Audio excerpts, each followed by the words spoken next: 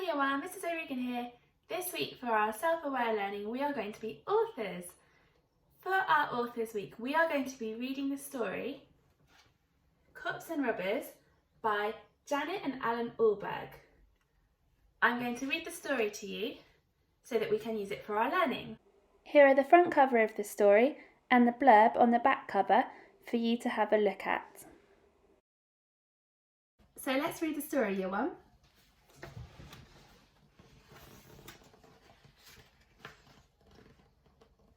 Here are the Cups of London town, hard-working, brave and true. They drink their tea, stay up till 3, and take good care of you.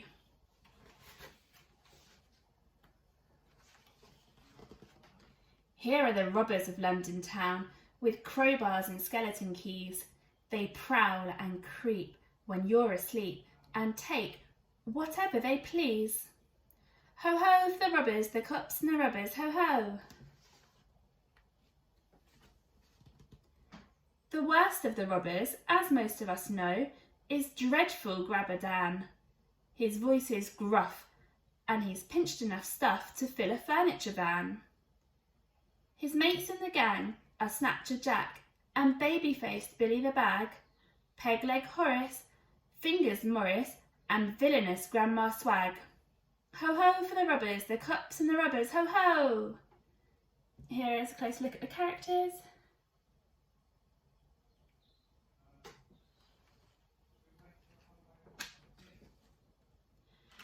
This dreadful snatching, pilfering bunch would rob a baby of his lunch.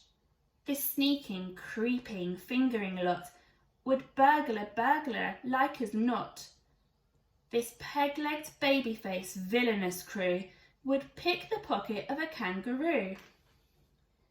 Now we hear there's worse to come, for the robbers are planning, the scallywag scum, to make a haul on Christmas Eve of all the toys that they can thieve. Like crooked Santas they'll creep about, pinching presents, not giving them out. Ho ho for the robbers, the cups and the rubbers, ho ho!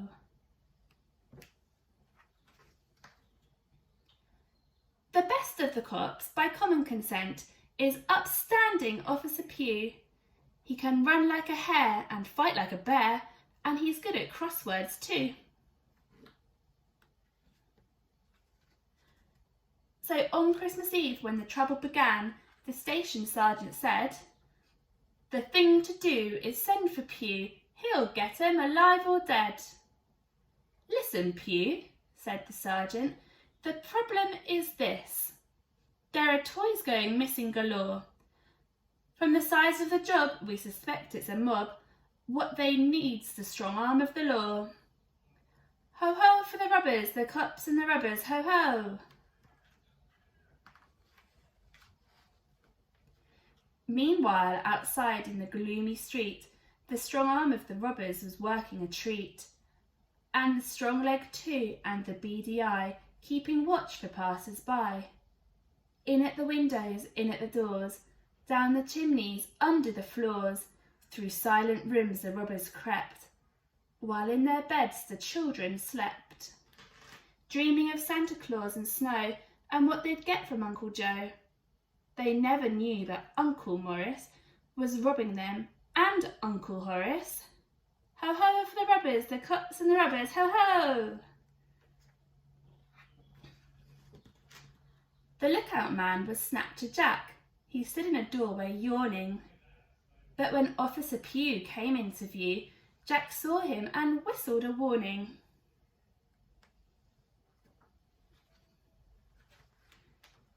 Grandma Swag, when the warning came, was pushing a pram up the road.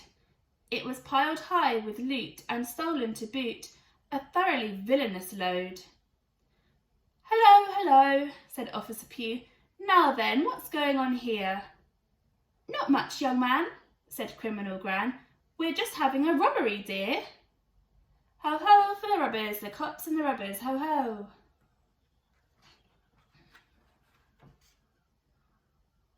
Before Officer Pew could unravel this clue, the robbers were on him like beasts from a zoo.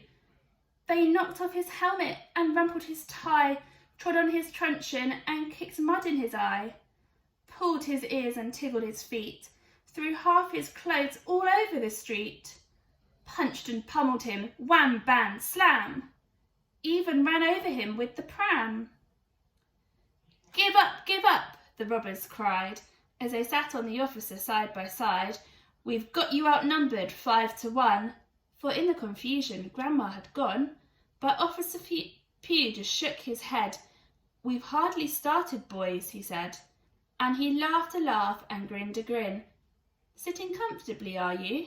Then I'll begin.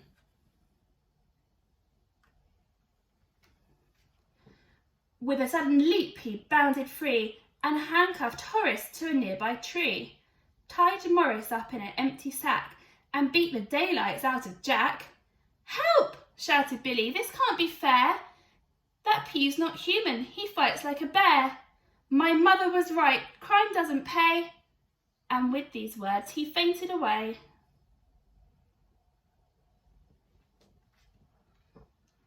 Grabber Dan was last to cop it, Grandma, of course, having chosen to hop it. Dan tried to hide, the officer sought him. Dan tried to run, the officer caught him.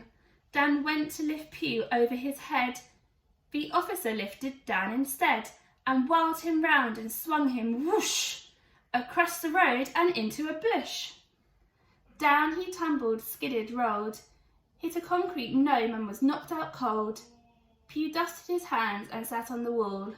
A little snow had begun to fall. He looked at the gnome and patted its head. You could get a medal for this, he said. Ho ho for the robbers, the cops and the robbers, ho ho!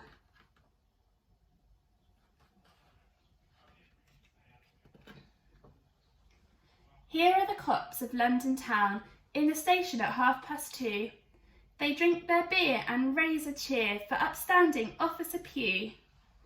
Here are the robbers of London town, in cells all gloomy and grim. Let us out, not guilty, they shout. And it wasn't me, it was him. Ho ho for the robbers, the cops and the robbers, ho ho!